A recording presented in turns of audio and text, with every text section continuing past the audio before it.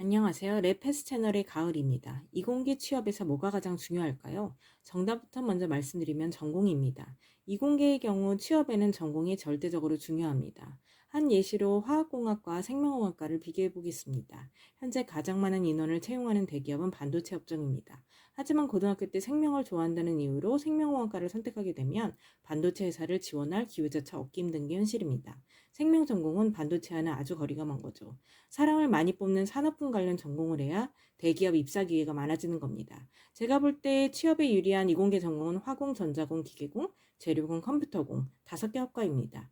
만약 여러분이 이 전공에 해당되지 않으신다면 대기업 취업 책망을 접어야 될까요? 아니요, 절대 그렇지 않습니다. 우리가 왜 학생 때 공부를 하느냐? 사실 취업을 위한 겁니다. 일해서 소득을 만들고 저축하고 번 돈으로 미래에 투자하고 그렇게 자본주의 사회에서 정착해야 사회에서 독립된 인간으로 발디고 살 수 있습니다. 제 영상을 보시는 여러분 대부분은 돈을 벌고 잘 사는 것에 관심이 많으실 거예요. 그래서 빨리 취업해서 돈 벌고 대학원 진학하기 원하는 사람보다는 이런 돈 벌고 싶은 분들이 훨씬 많을 거라고 생각합니다. 생명 관련 전공 학생들이 3, 4학년이 돼서 입사 준비를 부랴부랴 할 때쯤이면 깨닫게 되죠. 그나마 공대 나온 애들은 반도체 회사로 취업 준비라도 하는구나라고요. 반도체 회사 가려는 가장 큰 이유는 수도권 근무와 높은 연봉 때문입니다. 높은 연봉과 수도권 근무를 하고 싶어하는 대학생 여러분들께 대기업 취업 현실에 대해 알려드리려고 합니다. 취업 취약체로 소문난 생명 관련 졸업을 앞둔 대학생 여러분들께도 특히 도움이 될 내용이 포함되어 있습니다. 제가 전공한 학과 생명과학 취업은 어떨까요? 바이오 대기업 하면 먼저 떠오르시는 삼성바이오로직스 셀트리온 가고 싶다고 생각하실 겁니다. 약대 졸업자를 선호하는 제약회사 제외하고 위에 2개 바이오 시밀러 회사들이 그나마 규모가 큰 대기업에 속하기 때문입니다. 다른 국내 대표 기업들로는 LG화학, SK바이오사이언스, SK바이오팜 등이 있습니다. 이외 중소기업들도 많이 있고요.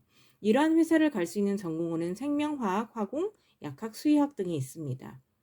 여러분이 알고 있는 국내 회사들은 몇 개가 있으신가요? 한국거래소의 통계 자료를 근거로 말씀드리겠습니다. 보시는 그림은 2022년 최근까지 국내 상장사의 추이를 그래프로 그려놓은 것입니다. 2016년 2천여 개가 22년 늘어나서 그 규모는 2,600조에 이릅니다. 좀 더 정확한 수치를 표로 나타낸 것을 보시면 2016년 약 2천여 개가 22년 2,437개로 증가된 것을 볼 수 있었습니다. 그렇다면 규모가 큰 코스피 상장사, 즉 우리가 알고 있는 대기업 50여 개 중에 바이오 업체는 몇 개나 있을까요? 쉽게 알아보는 방법이 있습니다. 네이버 증시에 국내 증시의 시가총액을 들어가 보세요. 좌측이 제가 캡처한 코스피 상장사들입니다. 50여 개입니다. 눈에 띄는 바이오 업체 3개 정도 보이네요. 화공, 전자공, 기계공, 재료공, 컴퓨터공으로 갈 수 있는 회사 대비 적은 건 사실인 것 같습니다.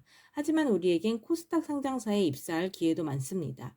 우측 코스닥 시가총액 순서별로 보시면 꽤 많은 바이오 업체들이 눈에 띕니다. 바이오 회사들만 모아서 사업별로 분류한 그림을 보여드리겠습니다. 어떠신가요? 여러분이 취업할 수 있는 꽤 규모 있는 바이오 기업이 많다는 생각을 하진 않으시는가요?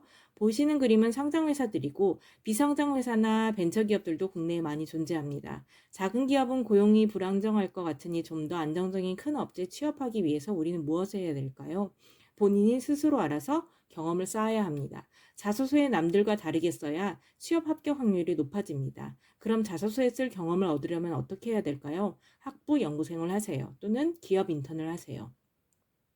현재 대학교의 커리큘럼은 취업에 전혀 맞춰져 있지 않습니다.